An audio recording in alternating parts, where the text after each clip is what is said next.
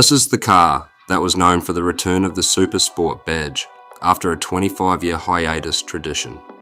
It is the Chevrolet Impala SS. For the time, Chevrolet cars became affordable to a variety of drivers.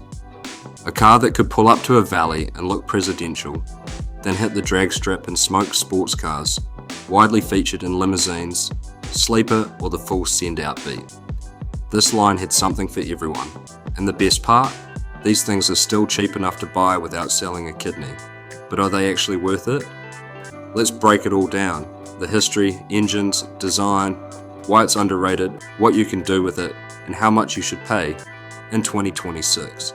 To really understand why the 1994 Chevrolet Impala SS hit so hard, you have to rewind the clock. The name Impala wasn't new. It originated in 1956 as General Motors' Motorama show car, designed by Claire McKitchen to be a sporty, high-end version of the Bel Air. Back in the 90s, it was essentially a high-performance, monochromatic version of the Chevrolet Caprice 9CL1 police package.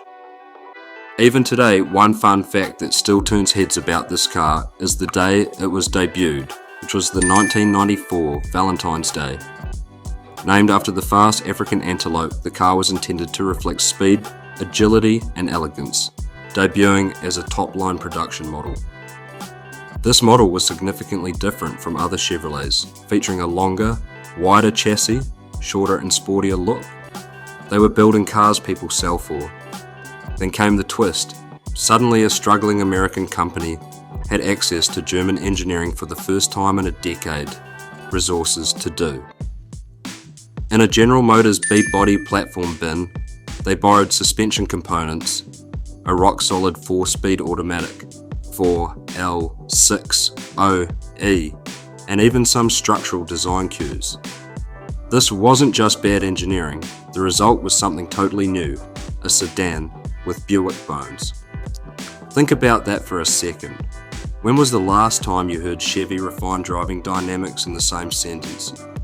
Then on Valentine's, the first modern Impala hit the streets. It was like a slap in the face to the whole industry. Low roof, high belt line, fat stance. It didn't try to copy the Germans. It didn't try to be Japanese. It was unapologetically American, but carried itself in the same conversation as BMW and Mercedes. The Impala effect, doubled down, was whole family. The 5.7 litre V8, the single door for those line as solid daily, the 4-seater for folks who crave old school muscle in a modern package. It had 240 horsepower in the single door models to 260 horsepower in the Caprice models. And here's the thing, this car wasn't just transportation, it was a statement. Chevrolet was saying we're not dead yet. We can still build something that makes people stop and stare. We can still build selfie fun. Imagine being a car enthusiast back then. You're used to thinking Chevrolet has punchline and suddenly they drop a sedan that looks like a moving presidential suite, has B-body platform underpinnings to can outrun most sports cars. Even JDM fans had to respect it. This wasn't just another American sedan, it was Chevrolet for the fences, and for once they actually connected. It doesn't sound awful, but in reality, it's slow, like merging onto the highway. This was the version most people remember from rental fleets. And honestly, that's where it belongs. If all you needed was a cheap commuter that looked way cooler than it drove, the 5.7 got the job done.